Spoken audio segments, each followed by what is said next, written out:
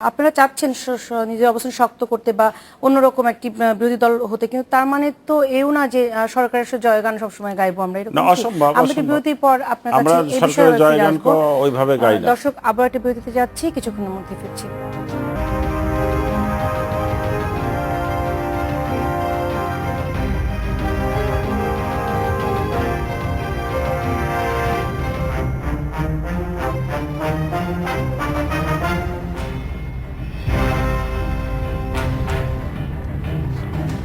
স্বাগত আরো একবার। আমার নুরুল ইসলাম ওমর আপনার কাছে ছিলাম। এখনকার জাতীয় পার্টি এবং সংসদে বিরোধী দল হিসেবে আপনাদের কথা বলছিলেন, খুব ছোট করে যদি বলেন। না, আমরা অতীতের বিরোধী দলের মতো বিরোধী দল হতে চাই না। আমরা সরকারের ভুল ত্রুটি নিয়ে আলোচনা করতে চাই। সরকারের ভালো কাজ যেটা আছে সেটা ভালোই বলতে চাই।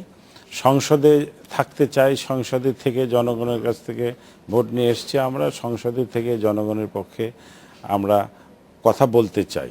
জনগণ, একটা সরকারের মেয়াদ 5 বছরের, যে কোনো বিষয়ই নিয়ে যে একটা সরকারকে টানা হাসা করে নামাইতে হবে, তুমি নেমে যাও, পদত্যাগ করো, রিজাইন করো, যেটা সম্ভব না, যেটা সহজ নয়, মানুষকে এই কথাগুলো বলে উত্ত্যক্ত করা, সেটা আমরা করতে চাই না। আমরা জনগণকে বোঝাইতে চাই, তুমি কেমন মানুষকে ভোট দিয়েছো, সেই মানুষ তোমার জন্য কি কাজ করছে, ভালো করছে না মন্দ করছে। যদি মানুষকে আমরা বুঝাইতে পারি, তাহলে পরবর্তী নির্বাচনে মানুষ তাকে আর নির্বাচিত করবে না। এটাই রাজনীতির মূল কথা হওয়া উচিত। এটা কি আমার শেষ কথা নাকি? হ্যাঁ, আমরা অনুষ্ঠানের শেষ পর্যায়ে আছি। আপনাকে জাতীয় পার্টির ব্যাপারে যদি আমি একটা কথাই বলতে চাই, যে জাতীয় পার্টি যেটি জনাব ওমর সাহেব বললেন, সেটি করতে হলে তার অবস্থানটা পরিষ্কার করা দরকার। আমরা দেখেছি যে অনেকেই বলেন যে এই জাতীয় পার্টি তো বিরোধী দল না, এটা তো সরকারের অংশ। আমরা তো অতীতে সত্যিকার বিরোধী দল সংসদে দেখেছি না, এর আগেও সবসময় দেখেছি, হয় আওয়ামী লীগ না হয় বিএনপি। কিন্তু তারা কতদিন সংসদে থেকেছেন, তারা কতদিন বিরোধী দলের ভূমিকা পালন করেছেন? তো সুতরাং দুর্বল বিরোধী দল থাকা একই কথায় দাঁড়ালো। তারপরও জাতীয় পার্টি হিসেবে, বিরোধী দল হিসেবে জাতীয় পার্টি যদি তাদের অবস্থানটা শক্ত করতে চায়, তাহলে তাদের নিজেদের মধ্যে যে মত পার্থক্য আছে সেটা দূর করতে হবে।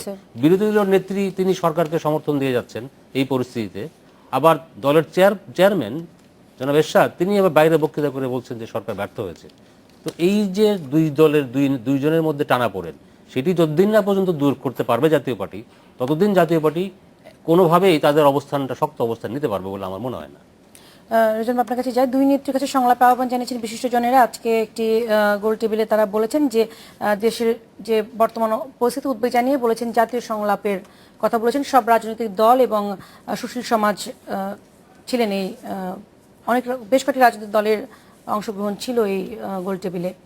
রাজনৈতিক দল যারা ছিলেন তারা যেটা বললেন যে তাদের অস্তিত্ব খুব ছোটও বলতে পারেন, যেমন বি চৌধুরী ছিলেন, মান্না ছিলেন, তারপরে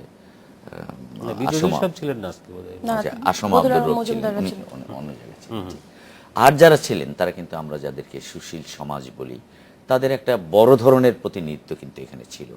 প্রত্যেকেই বলেছেন যে এটা যে কোনোভাবে একটা সংলাপের উদ্যোগ নিয়ে এই যে অচল অবস্থা দেশে তৈরি হয়েছে, এটা না নিলে এটা সমাধান সম্ভব নয়।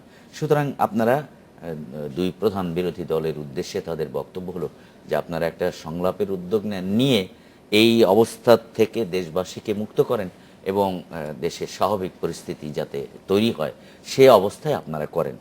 সেক্ষেত্রে সরকারকেও যে তারা খুব একটা ব্লেম করেছেন তা নয়, বিরোধী দলকেও যে তারা ব্লেম করেছেন তা নয়। তারা বলেছেন যে আপনারা দেশের যদি মানুষের প্রতিনিধিত্ব করেন, আপনারা যদি জনগণের কল্যাণ চান, আপনারা যদি এদেশের স্বাভাবিক ডেভেলপমেন্টটা যদি আপনারা চান, তাহলে আর দেরি করবেন না, আপনারা বসে দ্রুত এই সমস্যার সমাধান করেন। তাহলে এই পরিস্থিতিটা এমন জায়গায় গিয়ে পৌঁছাবে যেটা আপনাদের নিয়ন্ত্রণের বাইরে চলে যাবে।